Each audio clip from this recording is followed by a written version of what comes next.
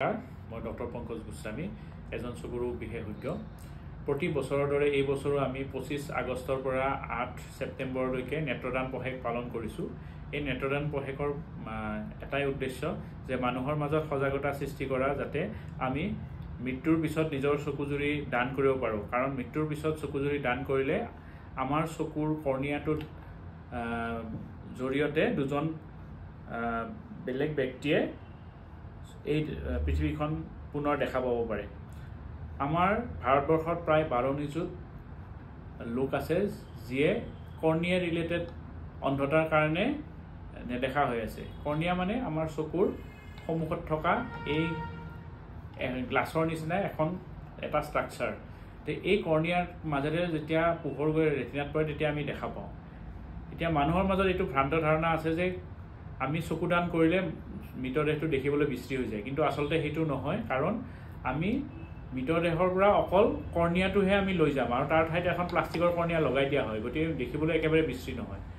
দ্বিতীয় মিছকনচেপশ্যন আছে যে মোৰ বয়স হৈছে, মই দিব নোৱাৰোঁ। যিকোনো বয়সৰ ব্যক্তিয়ে কৰ্ণিয়া দান কৰিব পাৰে আৰু তেওঁৰ ডায়েবেটিছ, হাই প্ৰেছাৰ, থাইৰয়ড যিকোনো বেমাৰ থাকিলেও কথা নাই বা তেওঁৰ অপাৰেশ্যন হ'লেও কথা নাই। তেওঁৰ কৰ্ণিয়াটো ঠিক থাকিলে আমি সেই কৰ্ণিয়াটো ল'ব পাৰোঁ, গতিকে তেওঁ ডনেট কৰিব পাৰে। তৃতীয়তে আৰু এটা কথা আছে যে কৰ্ণিয়া দান কৰিলে পইচা খৰচ হয়। এইটো বিনামূলীয়া হয়, গতিকে কৰ্ণিয়া দান কৰাটো একেবাৰে বিনামূলীয়া হয়। গতিকে আপোনালোকে কৰ্ণিয়া দান নিজ ইচ্ছামতে কৰিব পাৰে। গতিকে আমি কি কৰিব লাগে? প্ৰথমতে আমি এখন প্লেচ কাৰ্ড পায়। প্লেচ কাৰ্ডখন আমি যিকোনো আই বেংকত থাকে, যেনে আমাৰ গুৱাহাটী মেডিকেল কলেজত আই বেংক আছে, আছাম মেডিকেল কলেজ ডিব্ৰুগড়ত আছে, শিলচৰ মেডিকেল কলেজত আছে, বা ধৰক যোৰহাটত চন্দ্ৰপ্ৰভা আই হস্পিটেলত আছে জেউতি আই বেংক, শংকৰদেৱ নেত্ৰালয়ত আছে আই বেংক। এই আই বেংকত আমি এখন প্লেচ কাৰ্ড পায়। প্লেচ কাৰ্ডত এইটো লিখা থাকিব যে মই মৃত্যুৰ পিছত চকুৰ জুৰি দান কৰিম। তাতে আপুনি চাইন কৰিব লাগে।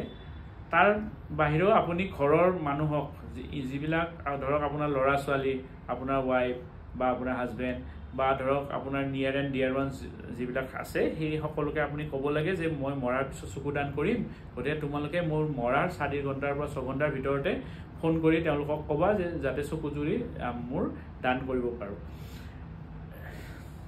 তাৰোপৰি আমি নিজেই সকলোৰে আগত এইটো মানে প্ৰচাৰ কৰিব লাগে যে চকুদানটো মহান দান। গতিকে আহক আমি সকলোৱে চকুদান কৰোঁ আৰু দুজন কৰ্ণিয়া অন্ধতাৰ ভোগা ব্যক্তিৰ শৰীৰত কৰ্ণিয়াটো সংৰোপিত কৰাৰ ফলত তেওঁলোকে পুনৰ জীৱন লাভ কৰিব বা এই দুনিয়াখন পুনৰ দেখা পাব। এতিয়া আমাৰ এই কৰ্ণিয়াত কৰ্ণিয়াৰ অন্ধতাত ভোগা ব্যক্তিসকলে যদি পুনৰ দেখা পায় তেতিয়াহ'লে এইটো কিমান ভাল লগা কথা নহয় জানো?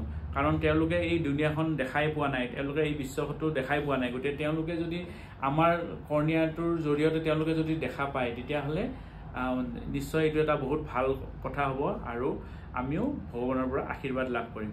ধন্যবাদ।